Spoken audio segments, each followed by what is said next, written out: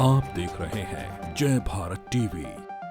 किसी भी अधिकारी ने मेरे किसी भी शिक्षक को उत्पीड़न किया या किसी ने दबाव डाला, हम बाकायदा कोर्ट में नामजद रिपोर्ट उसकी करेंगे और उसके खिलाफ मुकदमा दर्ज करेंगे। स्वयं भाजपा के जो प्रवक्ता हैं, भाजपा के जो बड़े बड़े नेता लोग हैं, वो स्वयं स्वीकार कर रहे हैं कि शिक्षकों की जितनी भी मांगे बहुत न्यायोचित हैं, इन पर तो बात होनी चाहिए। हमने इन्हें किसी तरह का ज्ञापन नहीं देना है, ज्ञापन का कोई औचित्य नहीं है, लिखा हमने औचित्यहीन निदेशालय है। एक तरफ तो मंचों में बहुत बड़े भाषण दिए जाते हैं कि गुरु पूजनीय होता है, समाज का निर्माता होता है, राष्ट्र निर्माता होता है, मार्गदर्शक होता है। दूसरी तरह उसे किसी गुलाम की तरह, मैं तो समझता हूँ हम आज़ाद कहाँ हुए आज, हम तो पूरी गुलामी में जी रहे हैं। अपनी विभिन्न मांगों को लेकर राजकीय शिक्षक संघ जो लंबे समय से आंदोलनरत था, आज से एक कदम आगे जाकर जो तमाम शिक्षक हैं उन्होंने अपना विरोध प्रदर्शन शुरू कर दिया है। इस समय आप देखेंगे कि तालाबंदी कर दी गई है और इसकी चेतावनी पहले दी गई थी और ननूरखेड़ा में अब ये एक तरह से लड़ाई आर पार की यहाँ छिड़ गई है। अध्यक्ष हमारे साथ इस समय मौजूद है। सर,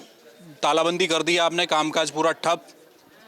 हाँ, तालाबंदी आज हमारा ये यहाँ का निदेशालय का और उसका विरोध का लास्ट कर्म था। कल से हम असहयोग आंदोलन के रूप में अपने कार्यक्रम को आगे बढ़ाएंगे और इस तरह के हम कोई भी अब कार्यक्रम नहीं करेंगे, क्योंकि हमारी लगातार उपेक्षा हो रही है। तब एकमात्र हम पर रास्ता बचता है असहयोग आंदोलन का। कल से हम केवल शिक्षण कार्य करेंगे जिसके लिए हमारी नियुक्ति हुई है, और जो अन्य कार्य हैं, चाहे वो जनगणना हो, यहाँ तक कि आजकल तो पशुगणना भी शिक्षकों से कराई जा रही है। ये दुर्भाग्य, बीएलओ का काम शिक्षकों से किया जा रहा है। खेल विभाग का कार्यक्रम, और मेरा पीईटी वहाँ पे क्या कर रहा है, उनके कार्यक्रम को संपन्न कर रहा है। जितने भी चुनाव सामने, हम उस पर हमें कोई लेना देना नहीं है। चुनाव है, कोई बात नहीं है। जब हमें उपेक्षित किया गया तो हमने निर्णय ले लिया है कि 2024 का जो लोकसभा चुनाव है, हम और हमारे रिश्तेदार कोई भी उसमें प्रतिभाग नहीं करेंगे, हम मतदान नहीं करेंगे। हम ये नहीं करेंगे कि हम बीजेपी को नहीं करेंगे, कांग्रेस को नहीं करेंगे, हम किसी भी पार्टी, किसी भी राजनीतिक पार्टी को मतदान नहीं करेंगे। और तब तक असहयोग आंदोलन करते रहेंगे, केवल शिक्षण कार्य करेंगे जब तक हमारी मांगों पर अपेक्षित कोई शासनादेश निर्गत नहीं होते। वोट तो नहीं देंगे, लेकिन बीएलओ से लेकर तमाम चुनाव की जो गतिविधियां हैं उनमें बिना शिक्षक के तो काम ही नहीं चल पाएगा। वो भी क्या इनकार करेंगे? बिल्कुल इनकार करेंगे, और किसी भी अधिकारी ने अगर ज़बरदस्ती किया तो हम इनके खिलाफ मुकदमा करेंगे, नामजद मुकदमा करेंगे। इसलिए करेंगे क्योंकि जब हमारा परीक्षा फल खराब होता है तो ये हमारी सीआर खराब करते हैं, हमारे स्पष्टीकरण रोकते हैं, हमारे इंक्रीमेंट क्या करते थे, रोक देते हैं। तो जब केवल हम पढ़ाने के लिए हैं और ये लगातार इन्होंने बेमतलब के कार्यों पर हमें झोंक रखा है, तो हम वो कार्य क्यों करेंगे। हम इनके खिलाफ सीधा, जिस भी अधिकारी ने मेरे किसी भी शिक्षक का उत्पीड़न किया या किसी ने दबाव डाला, हम बाकायदा कोर्ट में नामजद रिपोर्ट उसकी करेंगे और उसके खिलाफ मुकदमा दर्ज करेंगे। अब जो मांग है, वैसे तो मेरे ख्याल से 34-35 मांगे हैं, क्या सरकार से वार्ता चल रही है? कौन सी प्रमुख मांगे हैं आपकी? अगर सरकार मान लेती है तो आप वापस आ जाएंगे? बिल्कुल, जो स्वयं माननीय मंत्री जो शिक्षा में आदरणीय डॉक्टर धन सिंह रावत जी हैं, उन्होंने हमसे बैठक की थी और उन्होंने स्पष्ट शब्दों में कहा था कि मैं 2 माह के अंदर आपकी 4 मांगें पूरी कर दूंगा।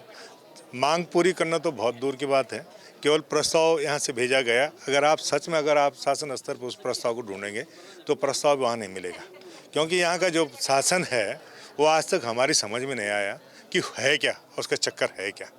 खाली अब प्रस्ताव भेज के या खाली भाषण दे के या उपदेशों दे के किसी का पेट तो नहीं भरता है। और सबसे बड़ी बात यह है कि हमारी कोई भी ऐसी मांग ऐसी नहीं है जो सरकार पे कोई वित्तीय भार पड़े। हर कोई, मैंने बहुत सारी डिबेटों में आजकल प्रतिभाग किया है, और ऐसा कोई, स्वयं भाजपा के जो प्रवक्ता हैं, भाजपा के जो बड़े बड़े नेता लोग हैं, वो स्वयं स्वीकार कर रहे हैं कि शिक्षकों की जितनी भी मांगे बहुत न्यायोचित हैं, इन पे तो बात होनी चाहिए। जब हम सही हैं, विभागीय अधिकारी कह रहे हैं आपकी मांग सही है, अरे होने चाहिए, शासन कर रहा है आपकी मांग सही है, जब हमारी मांग सही है तो पूरी क्यों नहीं हो रही। ये बड़ा एक तो ये जलेबी की तरह हमारी ऐसा उलझा हुआ, हमारी समझ में नहीं आ रहा कि आखिर चल क्या रहा है इस प्रदेश में। क्या इसीलिए हमने लाठी डंडे खाए थे? इस उत्तराखंड निर्माण में सबसे महत्वपूर्ण भूमिका शिक्षक की है। मेरी तो नौकरी तब लगी ना, हमारी स्थिति पूछो, 4-4 महीने तक जिन्हें वेतन नहीं मिला, एक नया युवक जिसे डर था कि उसकी नौकरी चली जाएगी, फिर भी हमने उस आंदोलन में कूदे, प्रतिभाग किया, और आज उसका प्रतिफल ये है कि इस तरह हमारी उपेक्षा की जा रही है। क्या अभी कोई बातचीत हुई है आज के दिन सरकार के स्तर पर? कल से तो आप कह ही रहे हैं कि असहयोग पर जाएंगे। सरकार के स्तर पर तो कोई बात नहीं हुई है, लेकिन जो हमारे आदरणीय महानिदेशक तिवारी जी हैं, वो शायद मुख्यमंत्री जी के साथ मुंबई में हैं।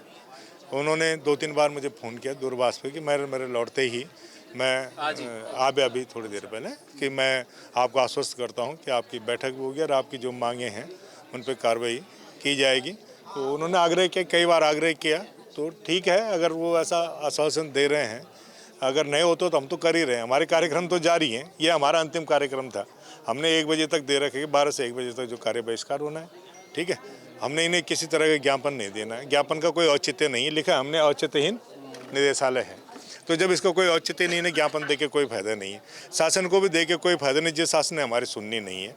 अब तो मैं कहता हूँ जो इतने लोकप्रिय मुख्यमंत्री हमारे उत्तराखंड सरकार के हैं, स्वयं शिक्षा मंत्री जी बहुत लोकप्रिय थे, लेकिन मैं समझ नहीं पा रहा हूँ, मैं दुर्भाग्य कह सकता हूँ इसे कि बहुत बड़ी रैली राजकीय शिक्षक संगठन ने की, लेकिन माननीय मुख्यमंत्री जी ने भी संज्ञान नहीं लिया, मंत्री जी ने भी संज्ञान नहीं लिया।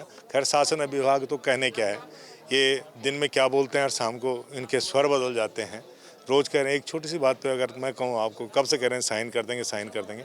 2 महीने तक लगातार मैं और मेरे महामंत्री लगातार शासन दौड़ रहे हैं। जब हम थक गए बाध्य होकर, जब हमने सोचे रोज़ खाली मंत्री जी के सामने कुछ और बोलते हैं और पीठ पीछे कुछ और बोलते हैं, सबसे बड़ा दुर्भाग्य है। तो बाध्य होकर हमने निर्णय लिया। ये देखो, हम तो पहले कह रहे हैं शिक्षक इन कार्यों के लिए शिक्षक ऐसा निर्णय नहीं लेता है, लेकिन जिस तरह उपेक्षा संगठन की गई, मतलब जैसा एक गुलाम होता है, मैं तो कहूँगा। एक तरफ तो मंचों में बहुत बड़े भाषण दिए जाते हैं कि गुरु पूजनीय होता है, समाज का निर्माता होता है, राष्ट्र निर्माता, मार्गदर्शक होता है। दूसरी तरह उसे किसी गुलाम की तरह, मैं तो समझता हूँ हम आज़ाद कहाँ हुए आज, हम तो पूरी गुलामी में जी रहे हैं। जी, हमारे दर्शकों को ये भी बता दीजिए वो 4 मांगे हैं क्या, लोगों को पता तो चले। सबसे पहले मैं आपको बताऊं, सबसे पहले जो मांग थी हमारी वो पदोन्नति की थी। दूसरी जो हमारी थी 400 ग्रेड पे है उसे राजपत्रित घोषित करना है। जो अंतर्मंडल के साथी हैं हमारे, 1 टाइम सेटलमेंट करके इन्हें यहाँ लाना है। हमारी वेतन विसंगति थी, चयन और पदोन्नत पे 1 वेतन वृद्धि, इस पर आदेश उसके बाद नहीं दी जा रही। और हमारी सबसे महत्वपूर्ण मांग तो हमारे अब ये हो गई कि प्रधानाचार्य पदों पर जो सीधी भर्ती का अध्यादेश उन्होंने लोक सेवा आयोग को भेजा है उसे तत्काल निरस्त किया जाए। पदोन्नति से वो होने चाहिए जी, पदोन्नति से जी। बाकी स्कूलों में क्या स्थिति है आज उत्तराखंड में?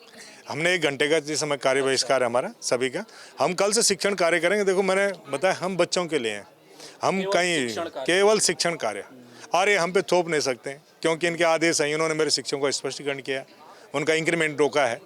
तो जब ये बोलते हैं कि जब ये सजा शिक्षक को देते हैं तो असली सजा तो नहीं मिलनी चाहिए, इनकी तो जिम्मेदारी है। इन्होंने क्या कर दिया ऐसा कि वो शिक्षक ही ऐसा कैसे भागीदार हो गया उसका किसी रिजल्ट कम होने का।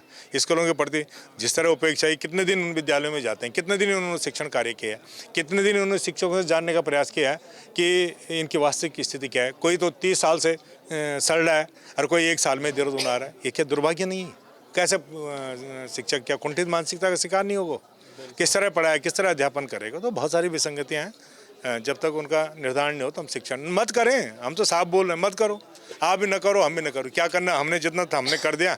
मेरे सदस्य समझ रहे होंगे, अब ये नहीं करेंगे। अगर ये ईमानदारी से अगर अपने संगठन का साथ अगर मेरा उत्तराखंड का सदस्य देता है, और वो देगा, जो दिख रहा होगा आपको, वो देगा निश्चित रूप से। हम कम बुला रहे हैं और ज़्यादा आ रहे हैं, तो जब इतनी निष्ठा उनके अपने संगठन पे, इतना विश्वास अपने संगठन पे, तो निश्चित रूप से जो आह्वान हमने किया ईमानदारी से ने कर दिया तो रिजल्ट सबके सामने आएगा। वैसे भी जिन्होंने गुरुओं की उपेक्षा की है, जिन्होंने ये निरीह प्राणी, कहूँगा मैं निरीह प्राणी हो गया, जिन्होंने इस निरीह प्राणी को इस उपेक्षा की है, देखना आप इतिहास खंगाल के देख लो, कोई भी इतिहास उठा के देख लो, कभी सुखी नहीं रहा। बिल्कुल बड़ा इशारा है, बड़ा इशारा है। सामने चुनाव है लोकसभा का, और शिक्षक की याद तब आती है जब जनगणना करनी होती है, जब और भी चुनाव के काम होते हैं तभी शिक्षक याद आते हैं। तो सीधी सी चेतावनी है कि वही करेंगे, अब केवल पढ़ाई कराएंगे बच्चों की, क्योंकि वही पहला धर्म है, उसके अलावा कोई काम नहीं करेंगे जब तक कि सरकार इनकी जो प्रमुख 4 मांगे हैं उन्हें नहीं मान लेती। आज कुछ घंटे का तमाम जो पूरे प्रदेश में जो स्कूल है उनमें कुछ देर शिक्षण कार्य रुका, लेकिन कल से असहयोग की तरह काम करेंगे, केवल शिक्षण काम होगा, उसके अलावा कोई और काम नहीं होगा। अब देखना ये है कि मुख्यमंत्री से वार्ता हुई है, क्या मुख्यमंत्री मुंबई से लौटकर शिक्षकों को समय देंगे, और देते हैं तो क्या इनकी मांगें पूरी हो पाएंगी, इस पर नजर रहेगी। कैमरा मयूर उपाध्याय के साथ हेमंत, जय भारत टीवी।